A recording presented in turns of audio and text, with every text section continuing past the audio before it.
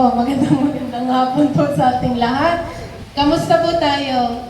Binabati ko po yung mga kasamahan po natin na sa wakas po ay pinili po nilang i-declare at i-proclaim na sila ay sumasampalataya na kay Jesus.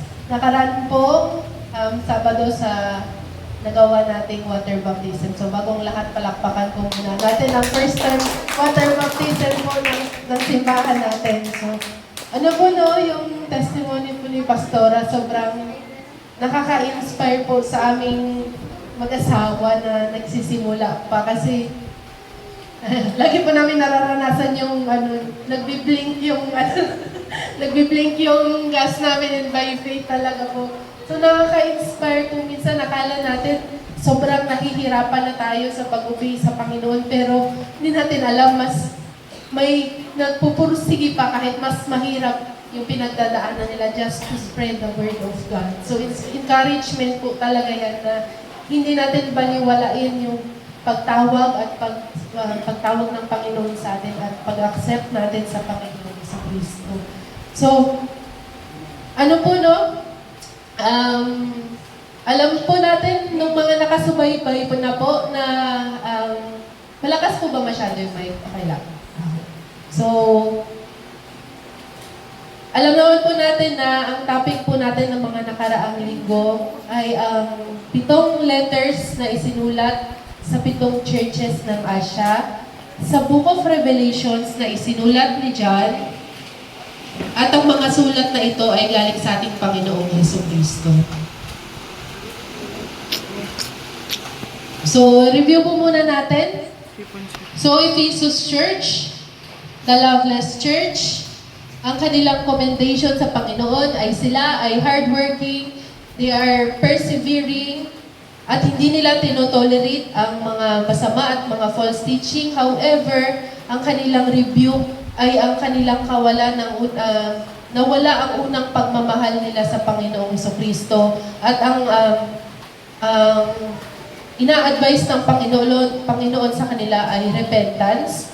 At ang warning doon ay removal of the lampstand ng church nila. So, ang kanilang reward ay they will be given the tree of life in paradise to eat. So, ang sunod nating church ay ang Church of Smyrna, the persecuted church. So, ito pong church na to, nakikita ko kay La Pastora kasi yun nga sa Mindanao sila, diba? Tsaka kay Jonah. Kasi yung isang member po namin, yung papa niya, pastor din po sa Tawi-Tawi. So, grabe yung yung habang persecuted lalo yung Christian, lalong umaalab yung yung fire sa puso niya. So, ibig sabihin nun, kahit mahirap, isusustain ng Panginoon yung fire, yung oil sa'yo, diba? So, amazing si Lord. So, ang church na to ay sinasabing materially poor or mahirap sa makamundo, but they are spiritually rich at nag-i-endure sila ng persecution. Wala pong rebuke ang church na ito at ang advice ng Panginoon ay manatiling tapat hanggang kamatayan. Wala rin pong warning ang church na ito at ang pangako sa kanila ay they will be given the crown of life and will not be hurt by the second death. So, di ba? Napakahirap sa makamundong tingin ng simbahan na ito, pero kung mapapansin natin, sabi na walang pagtatama sa kanila. Ang sabi lang ng Panginoon sa kanila ay magpatuloy. So, ang Pergamum naman po, yung compromising church. So, ang commendation sa kanila ay holding fast Christ's name. Mic drop. Yan. Not denying their faith, however, meron pong meron sa church na yon na nagtuturo ng false teaching. Ang advice ng Panginoon ay repentance at ang warning ay war against them with the sword of Christ's mouth. Ang reward po ay they will be given hidden manna and a white stone with a new name on it. So, tapos na rin po tayo sa Thyatira, the corrupt church. This church is growing in love. Ibig sabihin po, nag-improve sila kaysa sa una silang nag-start and they are nakikita sa kanila yung good deeds or good works. However, they lack discernment and they tolerate false teaching. So both Thyatira and Pergamum ay may mga teachings na may teachings na nagtutwist ng word para yung ibang Christian ay magkasala, magkasala ng immorality and pagsamba sa mga Diyos-Diyosan. So, ang advice ng Panginoon ay hold fast and keep Christ's works till the end. And ang warning ay kung ano ang ginawa ay huhusgahan ng Panginoon at sila ay mabibigyan ng morning star, which is Jesus, and authority over nation. So nakaraan po, tinapik po natin ay ang dead church. So kung mapapansin po natin, from compromising naging to corrupt to dead. So, ang Sardis ay may natitirang iilan na nananatiling tapat at pure. Meron ang downside ng church nila ay pag tinignan sila, buhay na buhay sila, pero ang totoo, patay sila. So, ibig sabihin po, minimaintain nila yung pagtingin ng tao na pag tinignan sila is, they are good Christians, but the Lord sees through our hearts, and nakikita ng Panginoon na yung pinapakita nila ay hindi tunay. Nakikita ng Panginoon na ang puso talaga nila ay patay. So, ang advice ng Panginoon ay wake up and repent and patatagin kung ano yung natitirang buhay sa kanila. Ang warning po ay Christ will come like a thief at kailangan nilang maging handa. At ang reward ay they will be clothed in white garments and their name will never be blotted out on the book of life, and their name will be confessed before God and His angels. So ngayon po, malapit na pong matapos ang ating 7 churches na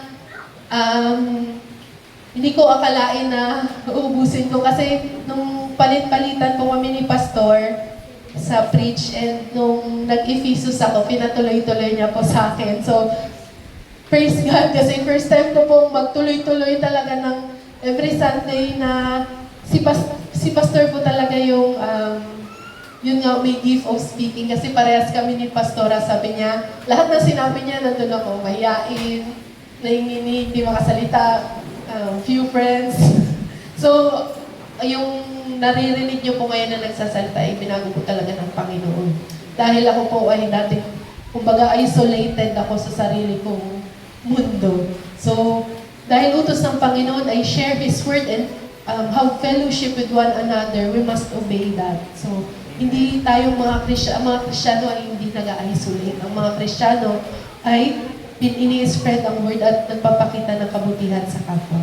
So, nandito na po tayo sa Church ng Philadelphia. So, mababasa nga natin, ang church na yan ay ang tinatawag na faithful church. Katulad nga ng sabi ni Pastor Jumel kanina, si Pastora daw po ay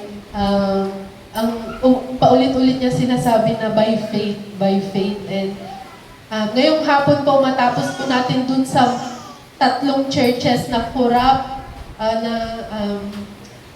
compromising, corrupt, and then this time, dito naman po tayo sa Faithful Church ng Philadelphia. Bago po ang lahat, magbasa po tayo ng salita ng Panginoon. Tumayo po tayong lahat para magbigay galang po tayo sa ating salita ng Lord. Basahin po natin sa Revelations 3:7-13.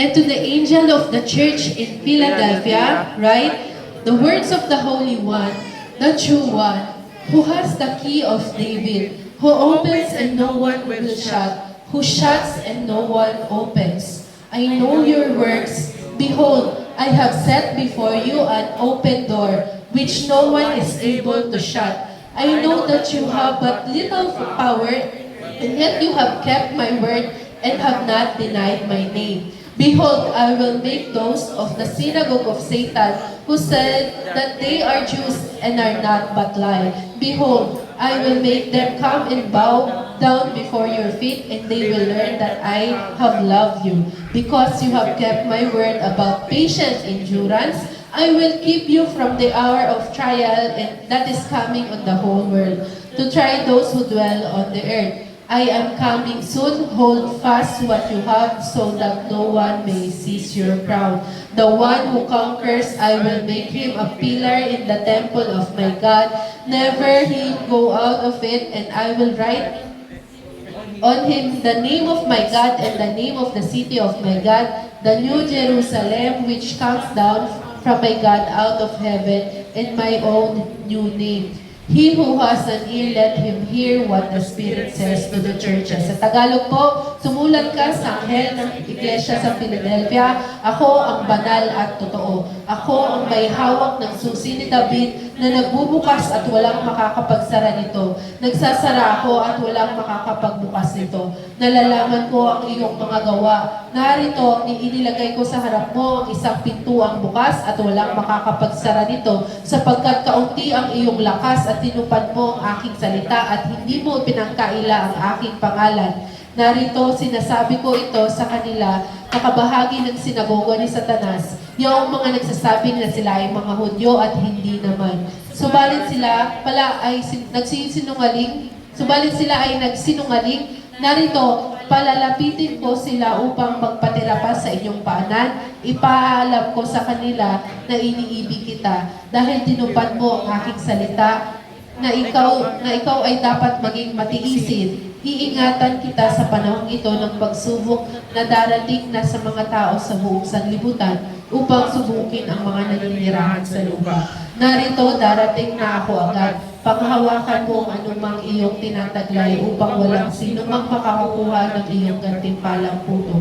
Ang magtatagumpay ay gagawin kong isang haligi sa banal na dako ng aking Diyos. Siya ay hindi nalalabas kailanman. Isusulat ko sa kaniya ang pangalan ng aking Diyos at ang pangalan ng lungsod ng aking Diyos. Ang bagong Jerusalem na bumababang galing sa langit mula sa aking Diyos. Isusulat ko sa kanya ang bago kong pangalan. Ang may pandinig ay makinig sa sinasabi ng Espiritu sa mga iglesia. Ipipigit po natin ang ating mga mata. Manalangin po tayo. Ama, Panginoong Diyos, Lord, pinupuri ka namin, Panginoon, marapat lang purihin ang iyong pangalan, Lord. Ikaw lang po ang dapat namin sambahin, Lord God, at bigyan ng kapurihan. Panginoon, sa hapon po na ito, ipinapanalangin po namin, Lord God, na bigyan mo po kami ng katalinuhan, upang maunawaan namin, Lord God, ang iyong salita, Lord God, dahil naniniwala kami, Panginoon, na hindi namin ito kaya ng aming talino lamang, Lord God. Panginoon, i-bless niyo po, Lord God, ang mga makikinig po ng salita. Ihanda mo po ang kanilang mga puso, Lord God, na ito po ay tumanim, Lord God, sa kanilang mga puso. Ngayon din po sa akin, Panginoon, tulungan mo po ako, Panginoon, na manatiling tapat sa inyo, magpakumbaba sa inyo, Lord God, na itong salita na aking ihahayag ay ginagamit mo lamang ako, Panginoon, upang maging instrumento, Lord God, ng pagpapalaganap ng iyong salita, Lord God. Nadalangin ko, Panginoon, na ang lahat ng sasabihin ko, Panginoon, ay ayon lang sa iyong will, sa iyong kagustuhan, na sa iyong inuutos, Panginoon. Lord, ikaw lang ang mabigyan ng kadakilaan sa hapon na ito. At bigyan mo po kami ng puso, Lord God, na excited na makinig sa iyong salita. Bigyan mo po kami ng puso na nag-yearn, Lord God, or gustong-gustong marinig ang bawat salita mo dahil, Lord God, ito ang aming pagkain ng aming kaluluwa, Lord God, upang hindi kami manghina, upang meron kaming panglaban, Lord God, sa mga kaaway, Panginoon. Lord God, itinataas ka namin sa hapon na ito. Ang lahat ng ito ay nanadalangin namin sa pangalan ng aming tagapagligtas na si Jesus. Ang lahat ay magsabi ng Amen. So, pwede na po tayong umupo.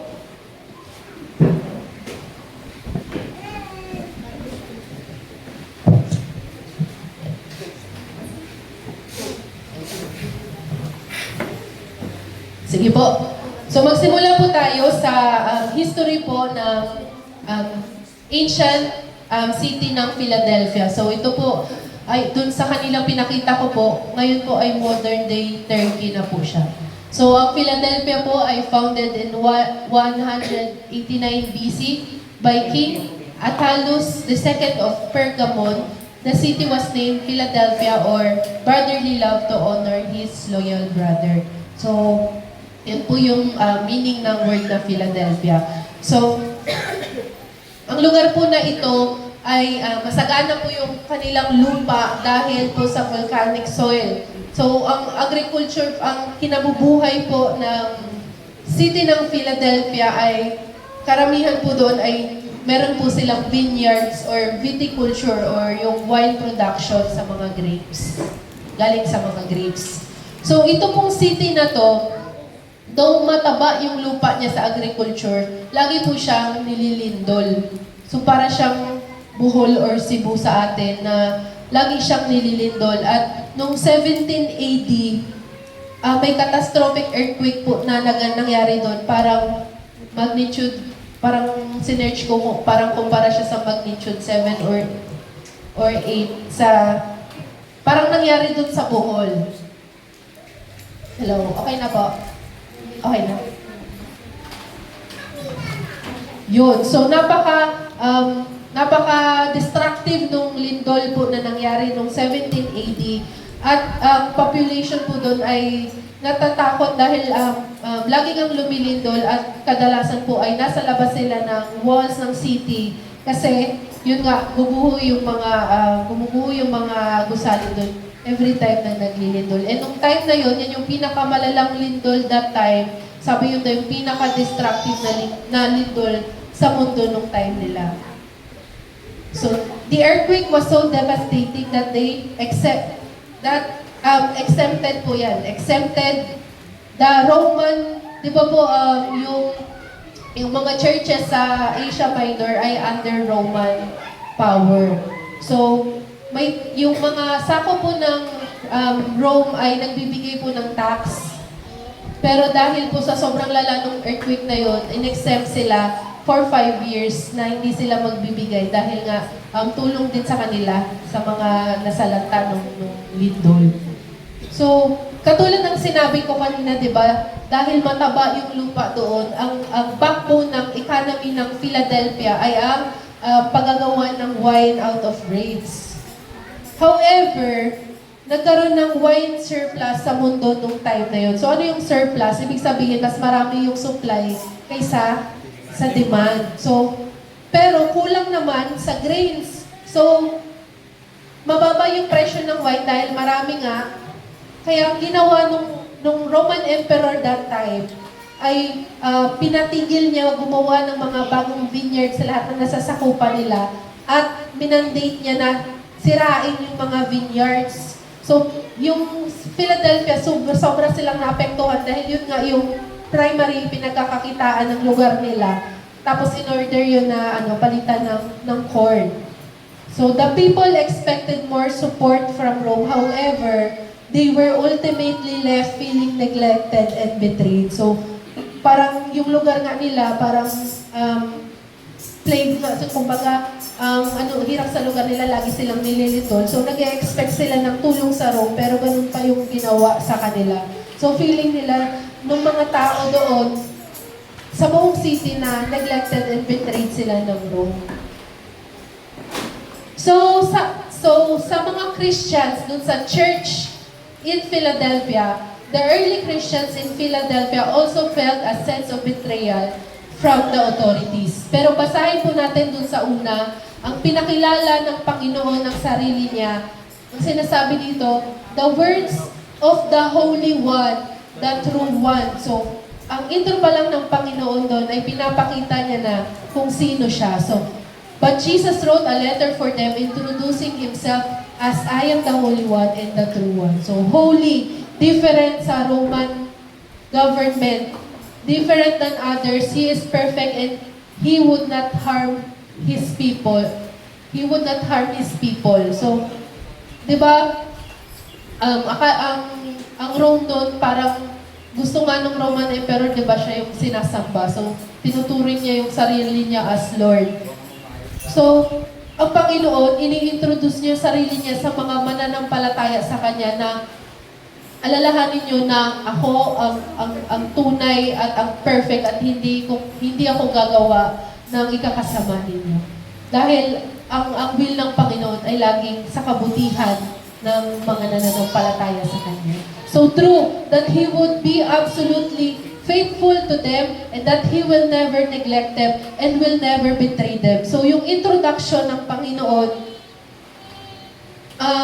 directly siya dun sa nararamdaman nung mga tao. Kumbaga sa gobyerno tayo sa Pilipinas, yung presidente natin, feeling natin, pinapabayaan tayo or binibetray tayo, imbis na para sa good natin, hindi niya ibinibigay sa atin. So, ganun yung nararamdaman ng mga Christians doon, pero pinapaalala ng Panginoon na ang Panginoon na sinasamba ninyo ay ang tunay at banal na Panginoon. So, this is to encourage them. So, these are the words that the early Christians desperately needed to hear. So, introduction pa lang ng Panginoon is to give comfort and give assurance dun sa mga Christians na nakakaranas ng kahirapan dun sa lugar nila. So, Jesus is reminding them that He is their true source of comfort and assurance. So, sa atin, no, sa buhay natin, minsan yung source of comfort and assurance natin, nakikita natin sa material, Yun nga, yung may maganda tayong tahanan, di ba? May kompleto tayo, lahat ng pangangailangan natin. Pero minsan, di ba, inaalaw ng Panginoon na wala tayo ng mga yun. Para ma-remind tayo, di ba, na I will sustain you, even mahirap yung nararanasan nyo ngayon, and I will give you comfort. Kahit na may nararamdaman tayo, masakit yung kalooban natin o nahihirapan tayo physically. So, sabi pa dito, behold, I have set before you an open door which no one is able to shut. So, ano ba yung bakit may bukas na pinto, may saratong pinto? Ano yung tinutukoy ng Panginoon doon? So, it is highly likely that the early Christians found themselves shut behind the synagogue doors. So, alam naman po natin, yung synagogue ay sambahan ng mga Hudyo o ng mga Israelites. So, para meron tayong background, ang mga Jews, di ba, from Israel sila, nung naging Christian sila, naniwala sila sa pagkamatay, pagkabuhay at ang kaligtasan kay Jesus, nakaranas sila ng persecution or tinutuligsa sila doon ng mga kapwa nila Jews. So, anong nangyari? Nagkalat sila sa Asia Minor, doon sa ngayong modern day Turkey. And nagsettle sila doon sila nagkaroon ng mga pamilya, lumago, at naging under sila ng Roman Empire at pinayagan sila na magkaroon ng mga sambahan sa bawat taon na nandun sila. So, initially, Christianity was welcome within the synagogue and regarded them as a Jewish sect. Kasi yung mga Jew, may mga kanya-kanyang sekta, yung mga Pariseo, Sadduceo. So, nung una, parang akala ng mga Jews doon, yung Christianity, isang sekta lang din, kumbaga iba-ibang grupo lang, pero pare-pareha sila ng paniniwala. However, nung tumagal na, narinig na nila na pinoproclaim ng mga Christian na ang Panginoon ang tunay na Diyos, siya yung tunay na Misaya, at nagkaroon na sila ng invite, kumbaga may mga na-convert na sila, doon na sila na-notice at na-ban sila. Di na sila pwedeng pumasok sa sinagoga kasi hindi tanggap nga ng mga Jews na yon. Kilala nila si Jesus pero hindi nila tanggap na si Jesus ay Diyos. So hindi nila matanggap yun. Nung na-realize nila na iba yung katuruan ng Christianity, nakaban na sila, hindi na sila pwedeng pumasok sa mga sinagoga o sa mga sambahan. So, early Christians become alienated from families and friends. Excluded na sila, kumbaga, sarili nilang kamag-anak, sarili nilang kaibigan, parang tinakwil na sila dahil nga sa pananampalataya nila. And they would try to knock, but doors were shut in their face. So parang kumakatok sila, gusto nilang pumasok doon sa synagogue. Pero pagtingin na iba yung katuruan nito, yung mga doors, hindi sila pinapasok or dinadabog yung mga pinto sa mga mukha nila. So, grabe yung sense of exclusion, sense of iba ka, hindi ka katulad namin. And nung time na yun, kung konti pa lang yung Christians, sobrang hirap na maging iba yung paniniwala dun sa kanila kasi yung economy nila nakabase sa paniniwala, kumbaga connected sa pangkabuhayan, connected sa pang-araw-araw na buhay. Pag ikaw naiiba ka, ang hirap mong makisama. So, not only they were separated from their families and friends, bringing shame to the community, but more seriously, their lives were at risk after being expelled from synagogues. So, sa pananampalataya nila, hindi lang sila basta hindi na kinilala ng mga kaibigan nila or nireject, kundi mismong kaligtasan nila, mismong buhay nila ay at risk dahil hindi na sila makakapasok ng synagogue. Bakit? Kasi ang mga Hudyo, bawal silang sumamba sa ibang Diyos. At nung kinilala sila ng Roman Empire, in-exempt yung mga Hudyo sa pagbabanggit ng Caesar is Lord. So dahil legal religion siya sa Rome, in-accept ng Rome na ay hindi yan sila nagasamba sa ibang Diyos, sa ano lang yan sila, sa Panginoon lang nila, kay Yahweh lang. So, may listahan doon ng pangalan, may libro sila sa sinagoga. Lahat ng mga miyembro nila, pagka, halimbawa, inutusan ng mga soldiers yung tao na to na, uy, sabihin mo, Caesar is Lord. Sasabihin niya, ay, Hudyo po ako. Makikita mo yung pangalan ko, nandun ako nakalista sa synagogue. Pero, yung mga early Christians na naban dun sa synagogue, their names were blotted on the book. So, maaalala natin, dun sa Sardis, di ba? Yung reward dun sa Sardis, ano sabi? Your name will never be blotted out from the book of life.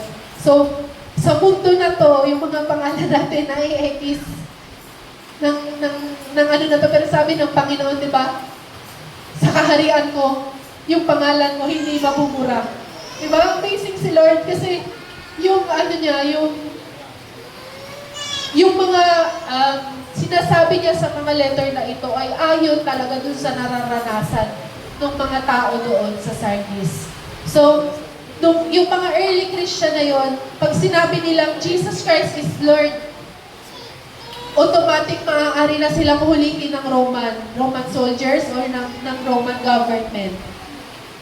Kumbaga, dahil hindi sila kinikilala ng synagogue or ng mga Hudyo, mapapahamak yung buhay nila. So, tayo there are thousands of Christians around the world that are suffering this kind of exclusion and alienation. So, hindi lang yun, pati persecution, pati buhay nila, katulad nga ng mga tao sa Mindanao, di ba? Hindi lang basta, sabi nga ni John na sobrang tago sila. Thank you Lord, di ba? Nagpa-microphone pa tayo dito kasi hindi tayo hinuhuli. Pero sa kanila, nagtatago sila sa mga bahay. Sabi ni Jonah, yung papa mo, di ba, nakapangbahay, parang paglalabas siya, hindi siya nakapangsimba. Kasi, madedetect siya na, pupunta siya sa simbahan, tapos Christian sila. So, ganun, all around the world, ganun yung hirap sa ibang lugar, minamassacre. Pero tayo, minsan kung sino pa yung libre, manampalataya, mag-declare, tayo pa yung lousy. Tayo pa yung, ang hina natin, di ba? Tayo pa yung nahihiya, tayo pa yung takot. If sa lugar natin sa awa ng Panginoon, wala tayong ganong restriction. Pero hindi pa natin ma-push yung full effort natin para ma-declare na Jesus is Lord, di ba? So, because they refuse to deny Jesus, kaya sila nape-persecute. So tayo ba? Dahil katatapos lang rin natin mag-baptism. Sino dito yung nabaptize na karanta sa kamay? Oh, thank you Lord, di ba? Di ba, tinanong tayo doon ni Pastor kung anong sabi? Ngayon ba, ipoproklama mo na ang Panginoong Jesucristo ay ang Lord at ang Diyos ng buhay natin? Di ba? Ano sinagot natin? Opo, di ba? So, are we willing to proclaim that Jesus Christ is Lord sa buhay natin? So, ang church ng Philadelphia, kahit na mahirap yung pinagdadaanan nila, hindi, ang pinili nila si Jesus. They chose to bear the shame and face the danger for Jesus Christ. So katulad din po ng mga misyonaryo natin, no? Misyonaryo sa China, misyonaryo sa ano to, yung sa Africa or sa Muslim countries natin sa Mindanao, di ba? Pinipili natin at risk yung buhay natin dahil yung buhay natin binigay na natin sa Lord. Kumbaga, alam natin na Lord, ikaw yung may hawak ng buhay ko, kahit anong gawin nila sa akin. Kung hindi mo pa will, hindi mo pa time, hindi mangyayari. Di ba? And yung ikinabubuhay na lang natin talaga, yung satisfaction natin is proclaiming the word of God. So may ganun ba tayong fire? Or ano tayo? Or okay lang, parang okay lang, simple lang, minsan hindi. Nasi-share ba natin si Lord? So, minsan nakakahiya, no? Minsan tayo pa, minsan yung malakas magreklamo. Tayo nahihirapan. Tayo natamad. Tayo natakot, tayo pa yung nagrereklamo sa Lord sa mga maliliit na inconvenience sa buhay natin. Diba? Hindi natin alam, may mga followers ang Panginoon. Nawala na sila, hindi na nila iniisip yung kaligtasan nila para lang kay Jesus. So pagdating ni Jesus, sino sa atin sino kaya ang sasabihan ng Panginoon na very good, my faithful servant, di ba? So, tayo ipanalangin natin sa Panginoon yung ganung fire. Kahit na hindi tayo ganun ka naghihirap sa kanila, pero tayo dapat yung mas eager. Kasi free tayo, inalaw ng Panginoon na walang ganung sa atin restriction. Napaka-free natin i-share ang Panginoon. So sabi dito, I know that you have but little power, and yet you have kept my word and have not denied my name. So sabi, diba, mahina daw yung simbahan na ito. Kumbaga, yung city nila, mahina na sa government. Yung church din nila, parang weak din, weak sa support. Diba? Tinataboy sila ng kapwa nila Hudyo dahil kay Jesus. So, ang hina nila tingnan. Pero sabi ng Panginoon, you have kept my word and have not denied my name. And ang sabi ng Lord, I hold the key of David. So, sinasabi ng Lord na siya ang tunay na may authority over Israel or over sa mga Jews. So, kahit mahina yung church ng Philadelphia, sa mata ng mga kapwa nila Hudyo na nandun sa synagogue, ang sinasabi ng Panginoon, huwag kayong mag-alala, hawak ko yung key ni David, ako ang tunay na may authority sa Israel. So, pinapalakas niya yung loob nung pag tinignan mo sila yung pinakakawawa, pero the Lord is encouraging those early Christians. So sabi dito sa Isaiah 22:22, ito po ay kaganapan ng prophecy, no? I will place on his shoulder the key to the house of David. What he opens, no one can shut, and what he shuts, no one can open. So dahil nga sa mundo, doon nung time nila, yung nagdi-decide na pagsarahan sila ng pinto o pagbuksan sila, tao lang. Kapwa lang rin nila Hudyo. Pero sabi ng Panginoon, ako yung tunay na may kapangyarihan at lahat ng binubuksan ko, hindi maisasara ng tao at lahat ng isasara ko, hindi nila mabubuksan. So, God is declaring His power, no ultimate power. So, in the kingdom of Jesus, He has set before them an open door that no one can shut.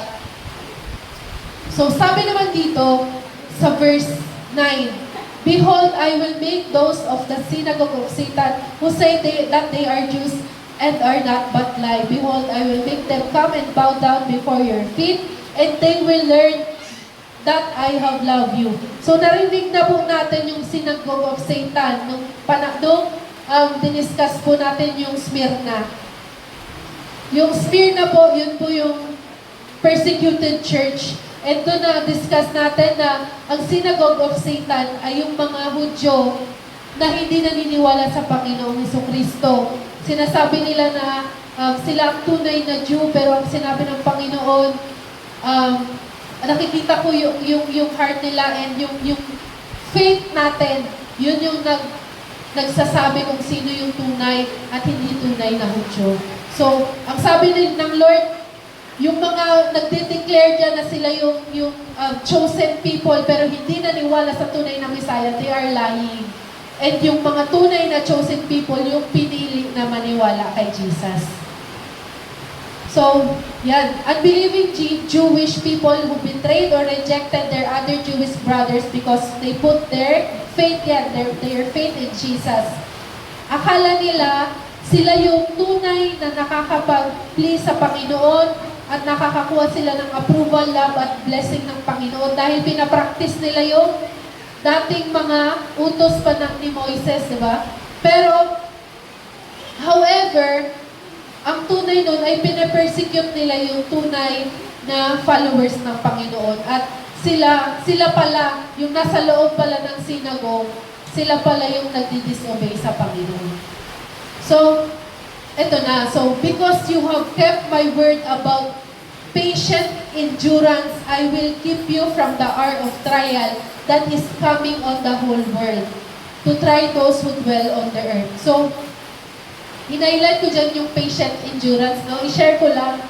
Meron akong friend na nag-chat sa akin. Sabi niya, kamusta daw? Ganon. Tapos, Christian din siya. Sabi ko, ito okay lang, kahit minsan masakit, minsan mahirap, tuloy lang sa pananampalataya sa Panginoon. Tapos ang sinagot niya sa akin, ayaw ng Panginoon na nahihirapan ka.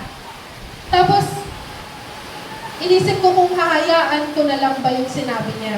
Or, i-reply ko siya ng yung conviction sa conviction ko. Tapos ang sinabi ko sa kanya, nisend ako sa kanya ng verse na tayong mga Kristiyano ay dadaan sa paghihirap pero ang katagumpayan natin sa Panginoong Hesukristo. Kasi pag sinabi niya na ayaw ng Panginoon na nahihirapan ka, maaaring makapag-mislead. Pag sinabi ko sa'yo na ayaw ng Lord na nahihirapan ka, baka ma-mislead kita or baka ma-twist ko yung word of God. Bakit? Ang tunay ay ayaw ng Panginoon na mapahamak tayo. Ayaw ng Panginoon na gumawa tayo ng paraan na ikahihirap natin, na ikapapahamak natin. Yun yung tunay na ayaw ng Panginoon. Ano ba yung nakakapahamak sa atin?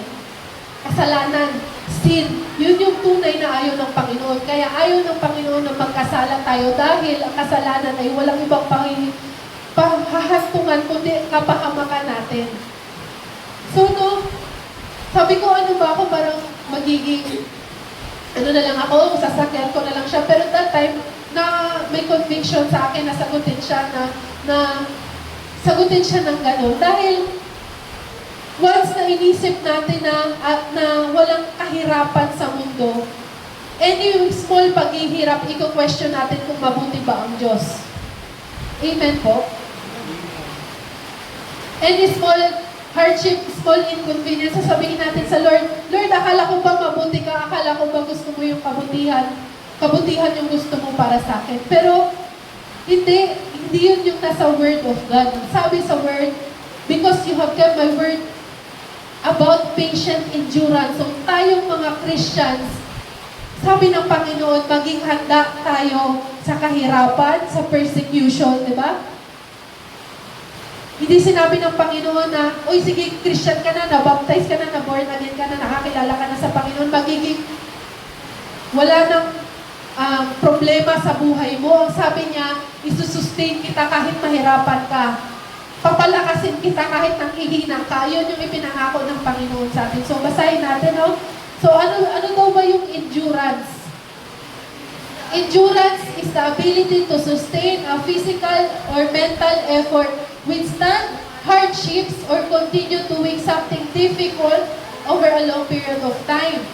So, ito example lang, no? So, physical endurance. So, endurance, yung halimbawa, runner tayo, katulad ni Pastor. Kailangan yung mag-practice araw-araw para tumaba yung endurance niya. Para pag tunay na competition, hindi siya mag-collapse or kayanin niyang matapos yung takbo. So, mental and emotional endurance. This refers to psychological stamina, the ability to endure stressful situation, emotional trauma, or challenging task without giving up. So, ano rin pala, yung endurance ng ating pag-iisip, yung kahit nai-stress na tayo, kaya nating i-handle. So, material durability. So, sa material na bagay, pag sinabing durable itong bagay na to, yung cellphone mo, durable, ibig sabihin, kahit malaglag-lag lang siya, hindi siya masisira. So, tayo ba, kailan tayo nag-i-endure? When do we endure? Endure, hindi yung nasugatan ka, tapos endure ka. Hindi yun. Endure, ano ba yung ibig sabihin? Anong endure sa Tagalog? Pagtitiis. So, kailan ba tayo nagtitiis sa buhay natin? So, nagtitiis ba tayo pag masaya tayo? Nagtitiis ba tayo pag sagana yung buhay natin? Pag pakiramdam natin, mahal tayo ng mga tao sa paligid natin? Pag komportable tayo? Pag mababait yung mga tao sa atin? Pag busog tayo? Nagtitiis ba tayo? Pag busog ba tayo? Pagbayad ba yung mga bills natin? Pagbago yung bahay natin or pag malakas yung katawan natin, doon ba tayo nagtitiis? Hindi. Endure is a verb that means to bear or suffer something difficult, painful, or unpleasant with patience. So, pag ang may nag-declare ng word about only blessings from the Lord, which is true. Pero pag pure blessings and pure abundance and pure goodness lang, hindi tayo magiging prepared sa tunay na takbo ng mundo na to. Dahil ang mundo na to ay ibinigay na sa kaaway. Ang mundo na ito, puro kaguluhan, di ba? So, pag ganun yung thinking natin na the Lord is there just to bless us. Parang nandyan lang si Lord para hingian ko ng blessing, ng abundance. Kulang, no? Kulang. Hindi tayo makakalaban sa panahon na nahihirapan tayo or worse, baka talikuran natin si Lord. Baka pag puro hirap na tayo sa buhay, wala tayong pambili ng pagkain. Di ba? I-question na natin kung tunay ba si Lord or tunay siyang mabuti. So, we endure when life gets hard. We endure when we are in pain, when we are discouraged, when we are persecuted, when we are hungry, when we are poor, when we are tired, when we are sick, when we are lacking, when our heart is aching. So, nakikita ba natin dyan? May napagdaanan ba tayo dito? May ibang hindi nasabi. Pero meron ba? May pinagdadaanan ba tayo dyan? Baka heart is aching lang. Pero, totoo no? Maaaring iba-iba yung pinagdadaanan nating persecution. Maaaring namumuhay tayo ngayon sa kakulangan at sa material na bagay. Pero, ang totoo nun, hindi tayo pinapabayaan ng Panginoon. Maaaring kulang tayo sa salapi. Pero ang totoo nun, umaasa tayo sa Panginoon na isusustain niya tayo day by day. He will give us portion ng mana, di ba? Bibigyan niya tayo ng ating makakain sa pang-araw-araw. So, ang suffering ay may purpose sa buhay natin. Kasi sabi nga natin, di ba sa Smyrna, nagawa na ng Panginoon yung sakripisyo para ipakita yung pagmamahal niya sa atin. Dinanas niya yung pinakamasakit na kamatayan dahil gusto niya ipakita kung gaano niya tayo kamahal.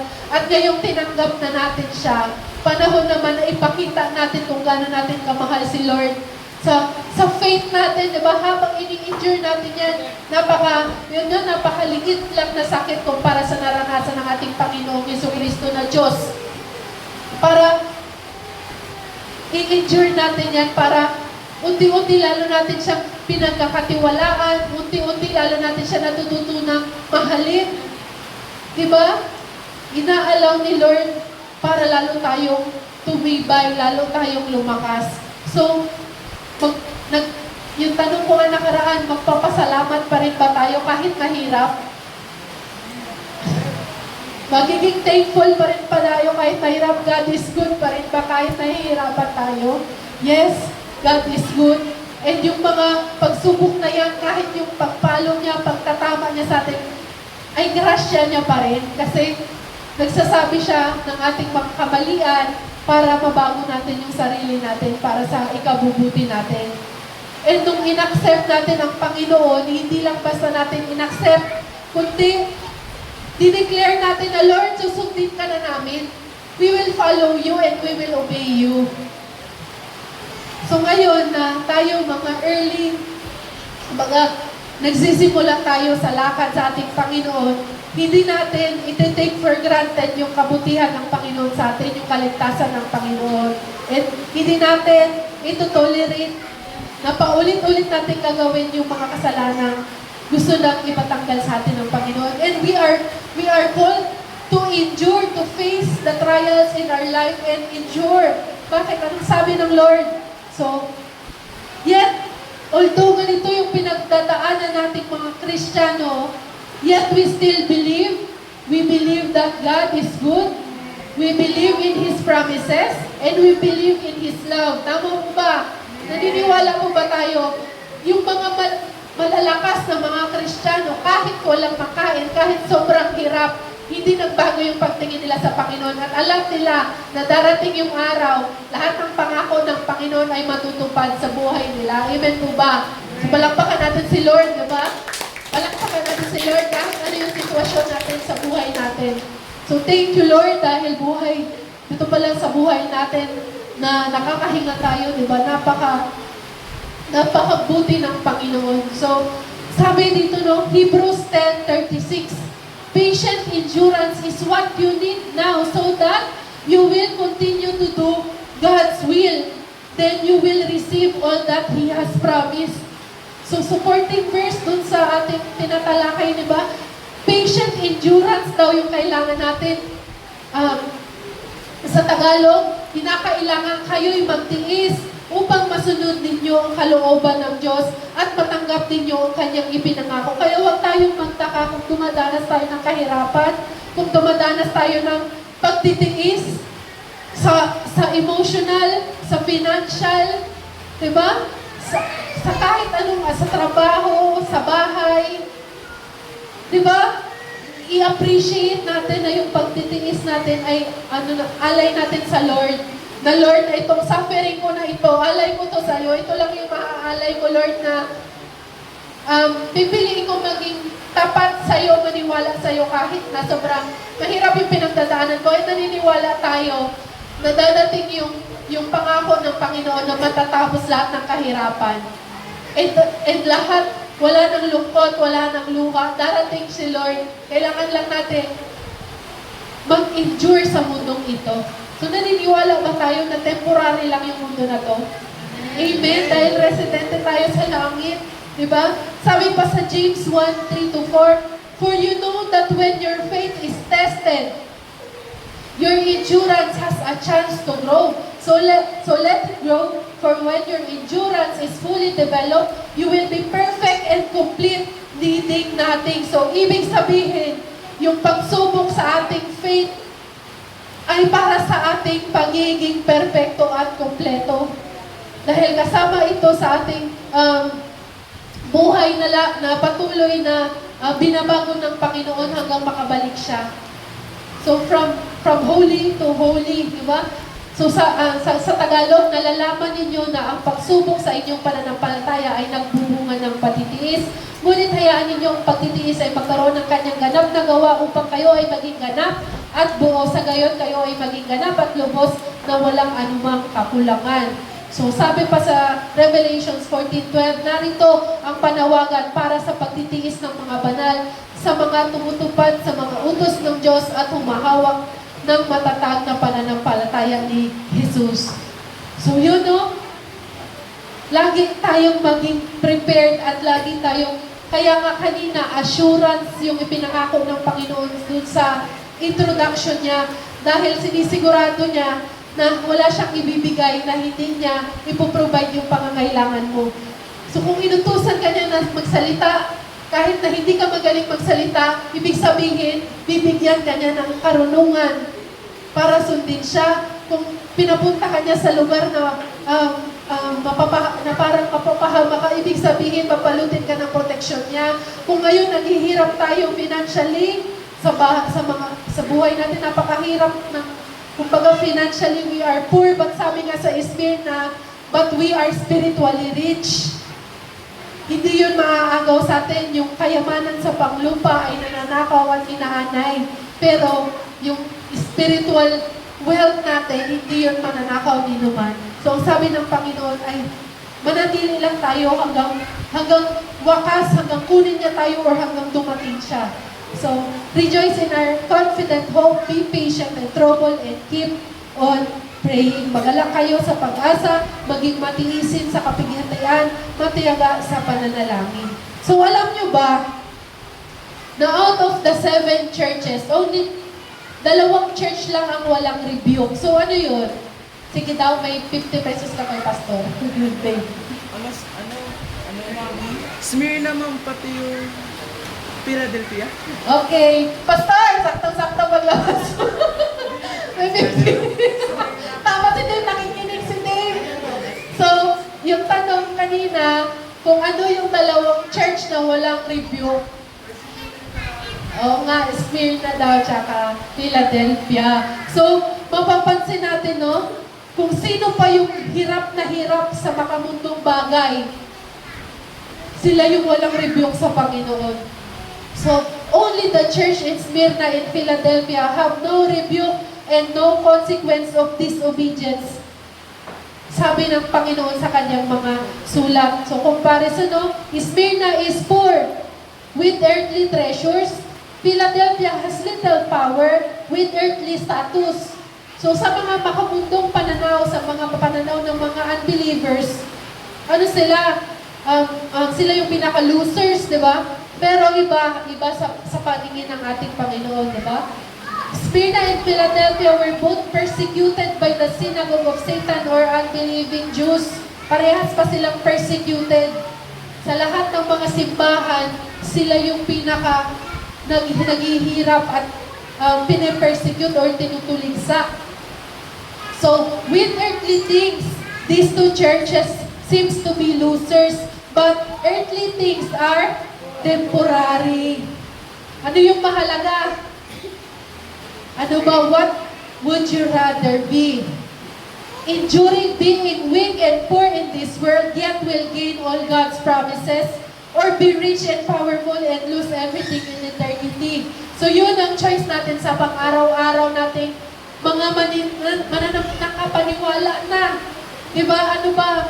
Kasi yung compromising church, yung dead church, tsaka yung corrupt church, nahaluan sila ng ibang katuruan na habang naniniwala ako sa Panginoong Jesucristo, pwede pa rin akong gumawa ng immoral or sexual things na pagsamba sa mga Diyos-Diyosan. So, ang sabi ng Panginoon, hindi ka makakapag-samba ng 2 Diyos, di ba? Kaya nila ginagawa yun kasi para sa kabuhayan nila and para sa status nila. Kumbaga, halimbawa napapalibutan tayo dito ng religion ng Roman Emperor. Dahil palagi na lang akong nahihirapan kasi nga Christian ako. Minsan nakikibagay ako. Or minsan talagang nakiayon na talaga sila kasi na-consider nila yung earthly things. Kumbaga, pumasok sa kanila yung pwede kong ipagsabay yung earthly things tsaka yung heavenly things. So, hindi tayo ganun, no? Ang tunay na mananampalataya ay hindi kayang ipaghalo na sasamba tayo sa ibang Diyos at sa tunay na Diyos. So, ang Diyos ay mapanibongbuing Diyos. Ayaw niya nasasamba ka sa mga Diyos-Diyosan na gawa sa kung anuman. Kasi yung mga Diyos na yun, hindi yun totoo. At yung mga Diyos na yun, ang inuutos sa mananampalataya ay gumawa ng masama. Yung paraan para sambahin si Baal ay patayin yung mga sanggol, ialay sa kanya, gumawa ng sexual immorality sa templo niya. So, karumal-dumal yun sa harapan ng Panginoon. Ngayon pupunta ka sa templo ni Baal, tapos babalik ka sa Panginoon. Kung titingnan tayo ng tao, baka akala good Christian pa rin, pero alam ng Panginoon lahat ng hidden secrets ng puso natin, lahat ng hidden sins natin, nakikita yan ng Panginoon. So, di ba? Sabi sa Smyrna, be faithful to death. Sabi sa Philadelphia, hold fast, I am coming again. So, sabi niya, kunting tiis na lang, anak, magkikita na tayo. Kunting tiis na lang, anak, nandiyan ako. Pagtatanggol mo kayo. Di ba? Thank you, Lord. Kasi, yun, napakabuti ni Lord sa kabila ng kahirapan. At sinasabi niya na may hangganan yung paghihirap natin bilang mananampalataya niya. Darating yung araw na akala ng mga nag-persecute sa atin ay sila yung i-bless ng Panginoon, pero hindi tayong mga tunay na may nananampalataya sa Kanya.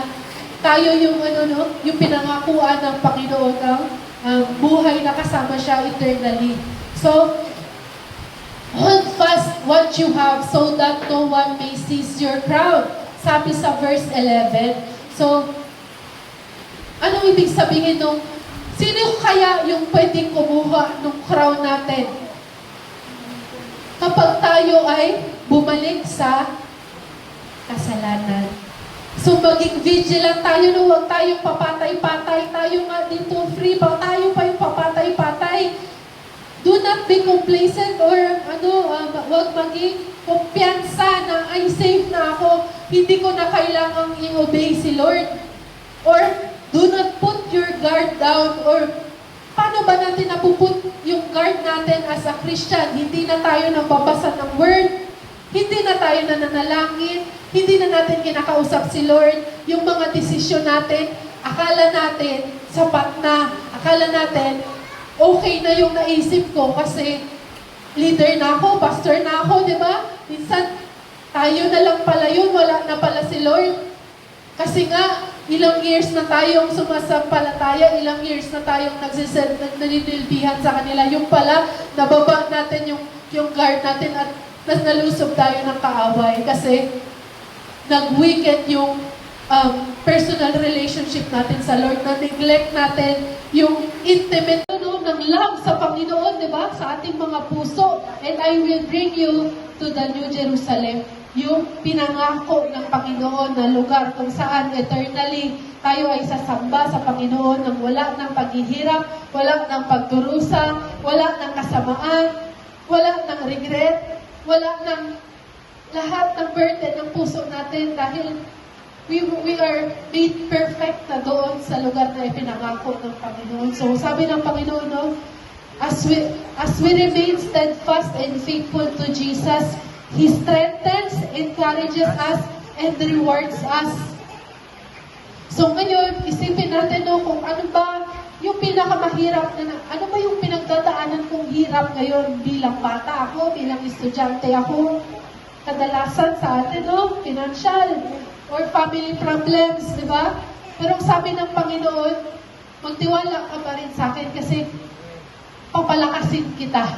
Di ba? Sa kabila ng struggle natin sa pamilya, sa trabaho, sa pera, o kung saan man tayo inilagay ng Panginoon ngayon, nakikita yan ng Lord.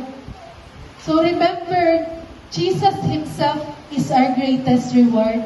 So yes, ipinangako ng Panginoon ang kasaganahan, wala ng paghihirap, pero kailangan nating unawain at maintindihan na ang Panginoong Diyos ang greatest reward natin. Yung meron tayong napakabuting Diyos na mahal tayo, yun ang greatest reward natin. Additional na lang yung ibang ibibigay niya sa atin.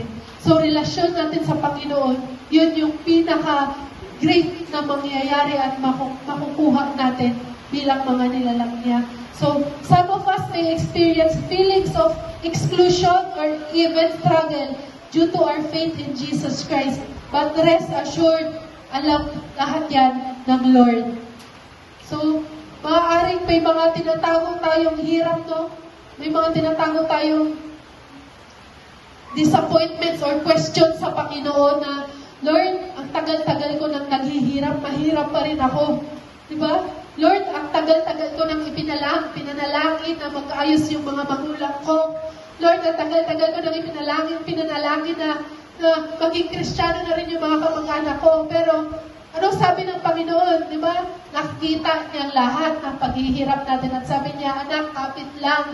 Dahil ako yung magpapalakas sa'yo, ako yung assurance mo, ako yung comfort mo. Diba? So, amen po ba? Amen, diba? Praise God. God is good?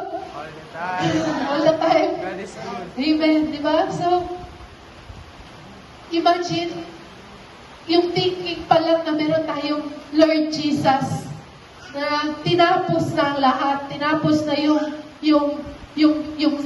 kapit ng kasalanan, tinapos na lahat ng sickness, tinapos na lahat ng masasamang bagay, di ba?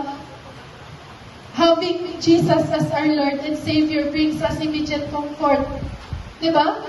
So, as maniniwala, lagi nating i-freshen up yung ating faith na tinanggap. Huwag nating hayaan na lumamig yung apoy, humina yung apoy dyan. And ano yung nakakapaghina ng apoy? Ano yung nakakatanggal ng alat sa asin? Yung ating pananatili sa disobedience sa Panginoon. So if we are truly believing that ating Panginoon ay si Jesus, so we must be courageous. Kailangan maging matapak tayo na ideklara siya. Matapak tayo na ipakilala siya. At maging masunurin. Ako, mahalin mo ang kapwa mo. So, mahal ba natin ang kapwa natin? Nakapagpatawad na po ba tayo?